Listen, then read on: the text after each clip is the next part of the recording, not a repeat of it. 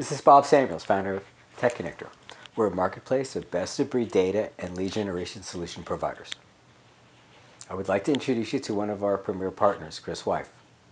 Chris runs two quality companies featured in our marketplace.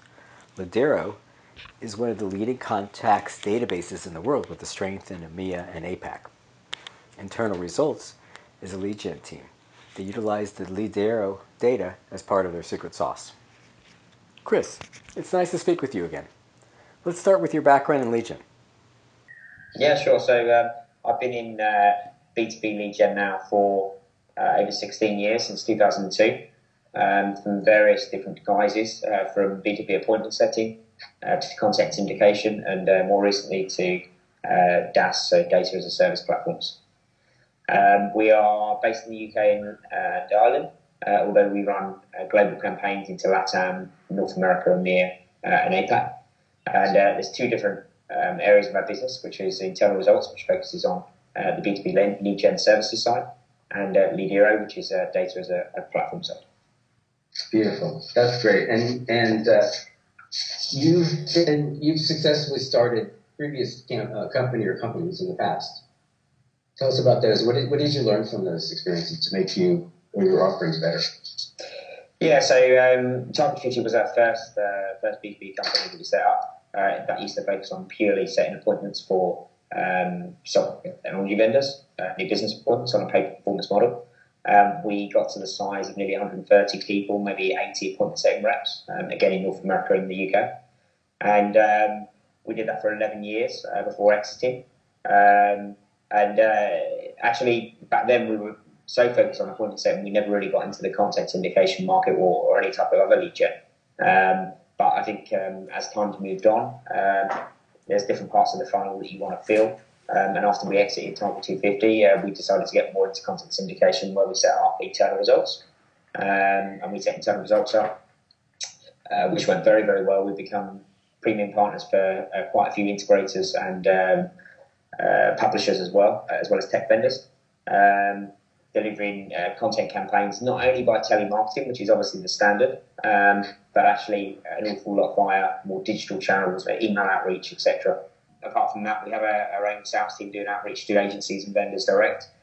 Probably less reliance on publishers second time round, maybe because we feel like we can, to be honest, go head to head with the publishers, because not many of them do generate the leads on their publishing sites anymore, mainly because of ABM programs and complexities. Surge reports from places like Onbora, it's actually impossible to generate inbound leads to the volume that they need. So most of the time, programs end up coming to companies like us anyway. So therefore, now that we're in 2018, we're quite able to go to the agencies and the vendors and sell the stuff direct. So do you work with both? I call it wholesale, where kind of like the relationship we had when I was at Glen Street, and direct. Or, yes. Do the marketing company or their agency. Yeah, we do certain wholesale, but what I've seen is there's a lot of pricing pressures. So a lot of outsourcing going on to like India or Philippines. That brings the pricing down, and because we're onshore, so we're based in Ireland, we can't really compete with that. So we have a different type of call center. We have very low turnover of staff. We believe we have very highly trained staff, and we're not the cheapest in the market. So with a lot of wholesalers, they're looking for a cheap cost. Not all of them, but a majority, and that's hence why we're more likely these days to push out to agencies or vendors. Makes perfect sense. So what is your mix currently between telemarketing and digital? So telemarketing is probably only around 30% of our business. The rest is digital. And is that because people are asking for it, or because the quality is better, or because it's easier by digital? Two reasons really. First of all, the quality is without a doubt better. Telemarketing is always my least preferred response, because at the end of the day, when you're on the phone with somebody, you don't really know if that person's got any intent to read the white paper or receive the white paper. It's very easy for somebody to say, yes, I'll have a look, just to get you off the phone. It's very hard to quantify that. If somebody follows a link and actually downloads a white paper, then they're doing it off their own back. So there's a big difference, in my opinion, as to what's come from a maybe in terms of digital lead. intent. There's more intent there. Yeah, more intent. Where on the phone they can just say yes and do say yes to get you off the phone. To be honest, that's unfortunately the nature of the business. First of all, the quality. Second of all, without a doubt, we make more margin on that work as well. So it's kind of win-win for us, win-win for the client. Right. Sorry, go on. No, please. Yeah, no, so I was just saying, so yes, we do prefer to do as much digital as possible, but where kind of more HQL, SQL campaigns come in, so more bank stuff or questions or, certain qualification criteria that we can't get, then yeah, absolutely we revert to the call center team, which we, as I said to you, we have 100% in-house, so we don't outsource any programs to really fulfill those requirements. And do you do those as like a hybrid, where you'll send out the email, they'll respond, and then you'll follow up with discuss some questions? So actually we have 3 streams to the business. So we have the call center side of the business, which is it's very standard. We also have e-campaigns, which is actually just generating the HTML, sending them out, and tracking the downloads. Again, it's quite standard. Then we have a hybrid team called Email Direct, and they're doing more personal outreach emails to decision makers. So it sits somewhere in between the call center and somewhere in between e-campaigns. So we have those 3 streams, and Email Direct is, for us, very valuable proposition. We don't actually see many people doing that. And one of the reasons we brought that in is because a lot of corporates now, and if you look at their security policies, acceptable use policies, so they're not allowed to click on external links. So we see that the volume of downloads are going to be going down and down and down as more people get cautious of malware and phishing. And not clicking links to download white paper. So we've gone for a more outreach approach, which is a more personalised outreach to prospects to ask them, explain what we're doing, and see if they'd like to track a copy, and then potentially ask some questions as well, all via email. Very cool. So it's kind of an ABM sort of a program. Yeah, absolutely. Yeah, it's like personal email outreach. Excellent. Yeah. So I'm not sure I understand the difference in the email. So the hybrid email direct. It's just personalized to them with variable content, maybe. Yeah, more of a if you think about e-campaigns, it's just very standard. You send the HTML out, advertise it on white paper, or maybe multiple white papers, and get people to download the white paper. Really simple. Email Direct do more of a, hey Bob, we've got this great white paper, we'd like you to have a look at it. And also we have a few questions around it. Can we give you a call, or can we, talk to you about receiving a copy? And it's a much more personal. There's no links, but it is all driven via email. Oh, and what kind of a price difference is that? We have pretty flat pricing. The only thing that makes a difference on pricing is the qualification criteria of the campaign. So if, for example, people are after more band level or more kind of highly qualified, or if they're just standard marketing qualified leads, that's the only way we price it. Whether they're done by TM, email direct, or e-campaigns, doesn't make any difference to us. Yeah. And would you do a BANT or an HQL or SQL campaign with email only? Unlikely. Would be unlikely. If they asked for that, you would. Possibly. But you probably still have to hybrid it. I think a lot of suppliers will probably not quite tell the truth and say they can get it done via digital. But the reality is it's very, very hard to do that. Yeah. So you got out of the appointment setting business. Yes. So we got out of the appointment setting business. That was one lesson you learned. I think it was just the fact that we'd done it for a long time. We kind of done our game in appointment setting, and we felt like there's better areas of the business to be in. But that's not even part of your offerings. Like if someone asked for an appointment, you would, because you'll do a confirmed callback, right? Yeah, so we would potentially, we aren't doing an setting now, so we don't measure on it. Yeah.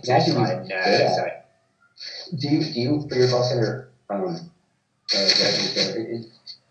do they work on a per resource basis or per hour or per project?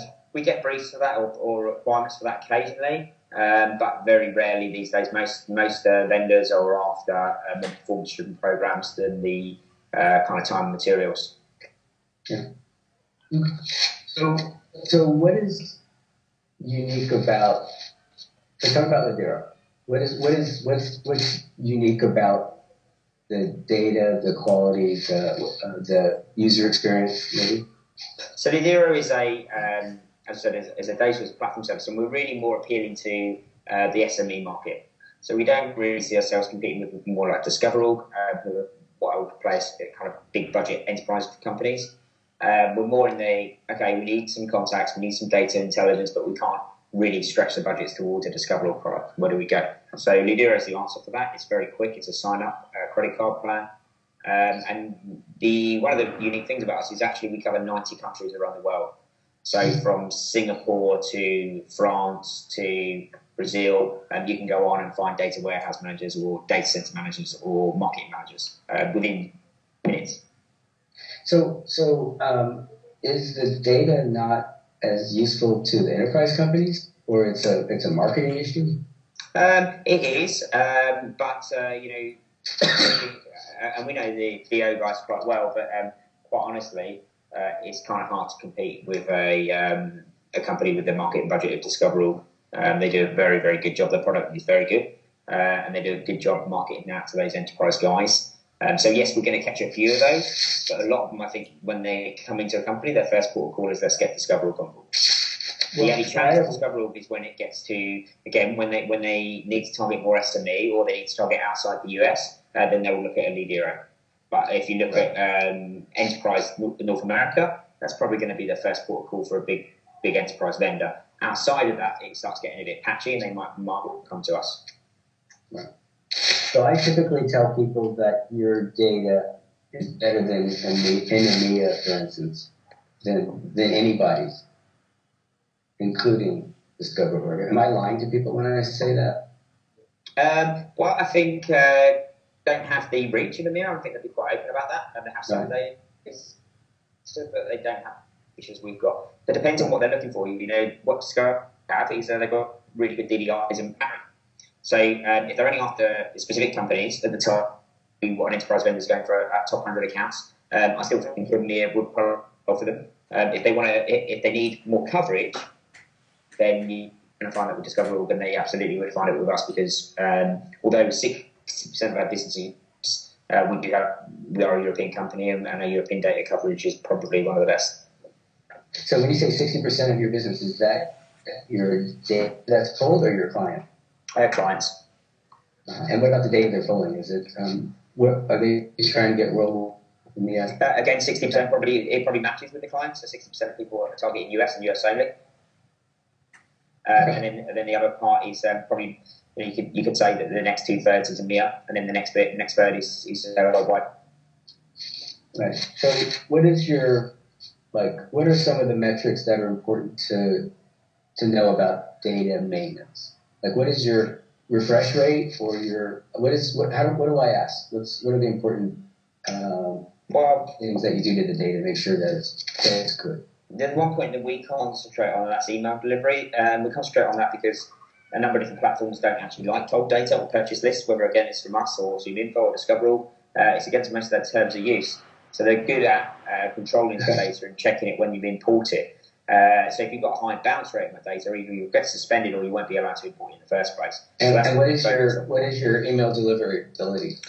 So we guarantee a 90% delivery, but in most cases it's a lot better than that. So where if you go to somewhere like a data.com or a ZoomInfo, you don't really get the guarantees. It just is what it is. And have you found that their quality levels are similar, or you don't know? No, I mean, bake-offs with them. It's pretty. If you go to G2 Drive, you'll see some reviews, but it very much depends on what segments you're taking, where you're taking them. They're slightly different. ZoomInfo is more kind of crap in a way. It's kind of controlled in terms of that putting it out of people's inboxes. Their data.com is definitely, and ours isn't. It's all kind of strictly controlled. So we're quite different value propositions and different ways of reporting. All right. So let me take a moment to invite you to our bit. So we're going to invite you or Zoom. We have probably 6 or 8 other data partners that we work with that are different angles. Oceanos. Yep. There's a guy that's got really good views. So I want to do a test. If you will be up for it. And I'll publish not the results, but the how well people did. Okay. If you're up for it. I think we'll take a look at it. I think I mean, President's done that. I think it's important. So if you're up for it, we'll be back. It's not going to be. It'll be probably the latter half of next year. Yeah, of course, yeah. It's really good. But you just remind me that because I don't. And what about so when is refresh rate, is that important? We test about 500,000 emails a day, so a lot of the email delivery testing, and then we do what we call a data purge once a quarter. So we're updating contacts, job titles, people that we haven't seen lately, we wash away. But the reality is it's work in progress every day, and keeping contacts up to date of the 40 million that we've got is a very tough job. Okay, very cool. And what about your direct phone numbers? Is that an important metric? Yeah, it is. And an area that we are looking to improve upon. It's not a strong point for us at the moment. We're very much more of a marketing tool rather than a tool. So most people that use Leadiro are using it for email outreach. When we get to the stage of adding more DDIs in, then we'll make a bit more of ourselves applicable to more sales. And I guess you could say it's probably more sales focused because of the DDIs. Zoom Info is probably in the middle. And we're definitely more focused towards marketing. I mean, a lot of publishers use Leadiro. Yeah. Well, I think that's great. Maybe it's a perception thing or not, but that's what I perceive. And then I give a lot of credit to the data being good. You've got good data, and you can target really well with it. And I still think the quality is better. Yeah, email. Well, the thing about email is that we deliver content viewability on our leads. So we not only. Yeah, I think it's down to targeting, it's down to data, it's down to process, it's down to your outreach in terms of your systems, your tools, your email, your creative, your text editorial. It's down to a number of different things, to be honest, and it has to be a combo of that. And then when it comes down to your call center, I think it absolutely it makes a difference. If we call into the UK and we've got a nice Irish accent on the phone, it does set nicer precedents than going from a fair part. But even email, you don't have that, and I still think the quality is better. Yeah, email. Well, the thing about email is that we deliver content viewability on our leads. So we not only just say, hey, Bob Samuels downloaded this. We also say that you spent reading it, that you went 80% through the document, that you also printed it, that you saved it offline on your pen drive. Oh, so you're doing all of that. So we're doing all of that. All that content viewability is what comes about. But you're doing that okay. So how's that working out? Yeah, it's great. Really good. And will the clients pay extra for it, or you get to become more sticky? We don't charge extra for it. For us, it's just part of the process of delivering digital leads. Beautiful. I like that. And I forgot about that. How long have you had that? About a year. Good job. And you also used. So what else is different about your call center from besides the data and the accent? So who are you hiring? Where are you getting them from, and what's your training process like? Well, actually, we're quite lucky. We're about an hour out of Dublin, quite a small town, and we've almost got a not far off 100% retention rate for a call centre, which is pretty unheard of. I think if we were in Dublin or a major city, then we'd lose a lot more. So actually, we don't add that many new people to the team because we don't really lose people. So yes, we do add a few, but we're not one of the call centres that's continually churning and adding. So we have a very careful process for hiring, for training, getting them up to speed, and then once we've got them, we generally keep them. So that makes it brilliant because the biggest problem in call centres is those people churning, and then you've got the constant problem of retraining, doing a bad job. Actually, they're not really up to the job, and that's what creates bad problems for clients. Beautiful. And on your Peter Robin, do you have any questions?